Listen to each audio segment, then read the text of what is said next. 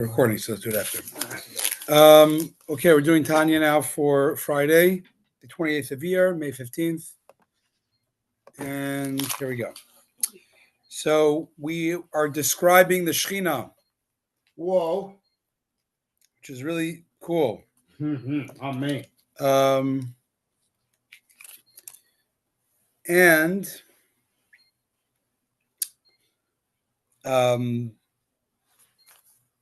we explained it in comparing it to the microcosm of man's interface of the soul to the body. That the soul, his essence is always on a different wavelength than the soul's spiritual. It's a different, the essence of it is on a different wavelength than the body. However, the manifestation of the soul, meaning the rays, the offshoots, that it gives life to the physical body, that we see the system is it goes in its entirety, or its first entry is into the brain. And then from there, it's diffused to the individual limbs. The abilities, the software of the soul is first in the brain, and then it's diffused to all the limbs.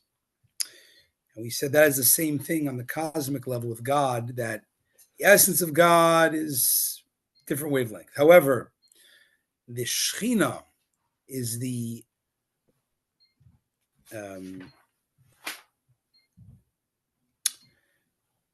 Shekhinah, the origin and core of the manifestation is of God that shines to the world.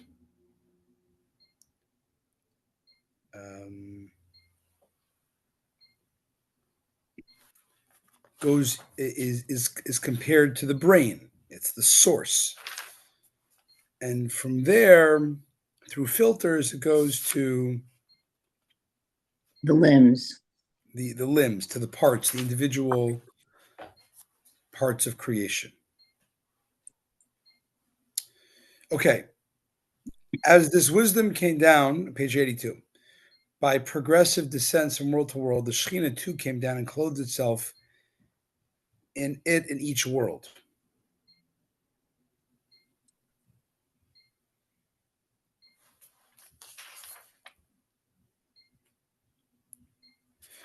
We also pointed out that the rays of energy from the Shekhinah would be too much for us to exist. We would implode or explode. I don't know. Wouldn't exist. Yeah. So there has to be filters, garments, and that is the Torah. The Torah is the garments. The Torah is actually from a higher source than the Shekhinah. And because it's so otherworldly, we're like, donkeys to the nuclear reactor. We don't get it. But it's coming from a different realm. And that's how we can have this rays of energy existence that we don't blow up from. Because the Torah, which is I guess within the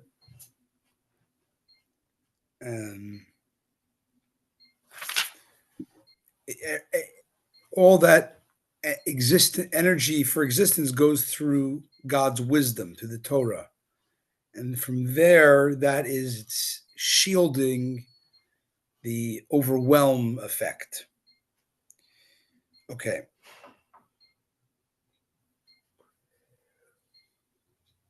The Shekhinah goes down to many worlds. Every world has its own form of Shekhinah. In every world, this is the shrine of the Holy of Holies, which is contained in each world. In other words, the Shekhinah is the source energy for existence of every world. But it needs to be it has to go through, it has to be enclosed through a form of divine wisdom first. It's not divine wisdom. The divine wisdom is the one that is harnessing it and filtering it.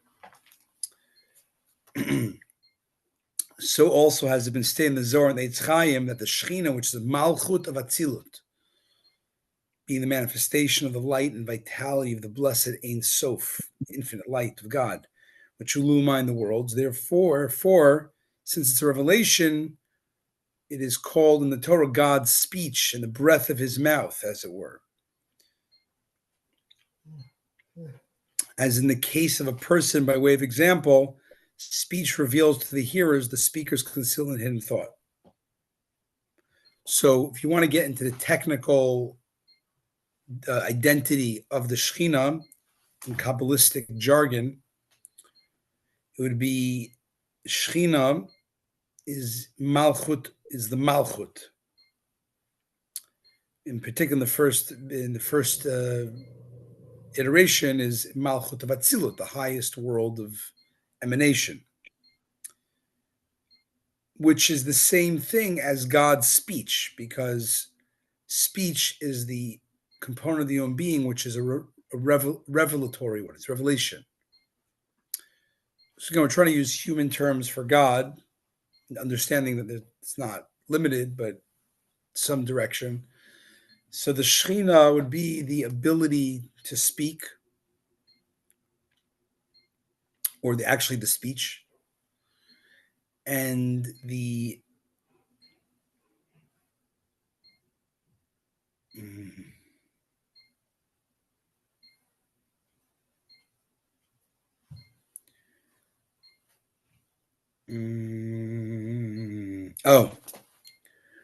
which is going through the level of God's wisdom of the next world. I'm trying to figure out myself. So it says, so it continues. So this Shekhinah, which is God's speech, is clothing itself in the shrine of the Holy of Holies of the next world. Because what's the system? Wisdom, knowledge, whatever, emotions, ending with speech. So Chachma is always the portal, the first point of entry of God's revealing in that realm. And the end of the line is the speech of that realm, meaning the ability to create further. So if you go to the lowest of, let's say, one set of the Sfirot, so if you go to the lowest one set of the Sfirot, right? Mm-hmm. That's Malchut. That's the sovereignty. It's the leadership, the communication. But that encloses that attribute, that speech, leadership quality of that flow of godliness has to then get enclosed in the next world, the lower world that it's creating, in its highest point, the lowest of the, right? What does it say in Pirkei Avot? Better to be the tail of a lion, the head of a fox. Right. Was it why? I mean, maybe I'm taking poetic license, but the lowest of the lion is higher than the head of the next level. Uh-huh. But be it as it were, if one is coming from the next, then the lowest level of, let's say, level one, then has to create and transfer into the next level two. It's going to touch the top tip of level two. So in the worlds, level one is Atzilut, higher world. World two is Bria. So the lowest point of Atzilut, Malchut, akin to cosmic speech, encloses itself in the Chachma, highest point of level two world, Bria. Through the fact that the latter Sfirot, close themselves in the Malchut of Bria, in the Chabad of Bria, the highest points. And those Sfirot, Chabad, and the emotions of Bria, they enclose them, so they go downward to the lowest point of Bria, of Malchut. The souls and angels will exist, and through that, you create beings of that level two world of Bria, souls and angels of that world.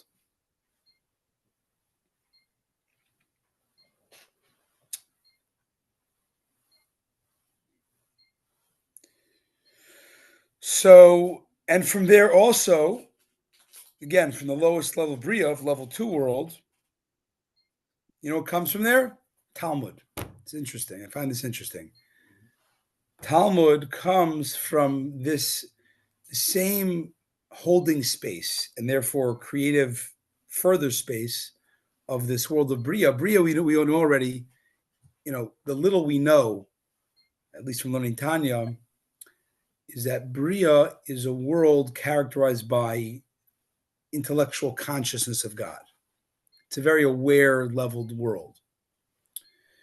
So it makes sense that the Torah, right? The Torah that we have is really, really a repackaged. It's a repackaged version of a much loftier wisdom. But within the repackaging of the different parts of Torah we have, each part of the Torah really becomes it's a much more, concretized, repackaged version of a higher wisdom. They don't talk about donkeys and oxen in heaven, but whatever the mystical configuration of donkeys and oxen are, that's what the Torah means in that level. But be it as it were, the different parts of Torah, the 4 food groups, as we have to say, of Torah, each one is almost a throwback, even though, again, it's coming on our level, of a different world, where the Torah exists in that world in its prime. So Talmud comes from the world of Bria, or Malchut, the Bria, the creative leadership of that world. Why? We'll see. As has been explained previously in the name of the Tikkunim, Rabbi, that in the world of Bria, there shine and flow forth the Chachma, Bina, Dat, the wisdom, intellect of the infinite light of God, in a powerfully contracted manner, in order that the souls and the angels, which are finite beings, shall be able to receive influence from the categories of Chabad.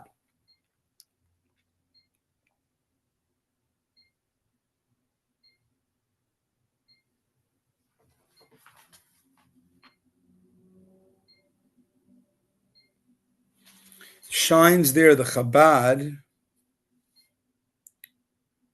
in a level of that you can create the souls and angels, which are more parametered creatures, that they shall be able to receive influence from the categories of Chabad. Meaning,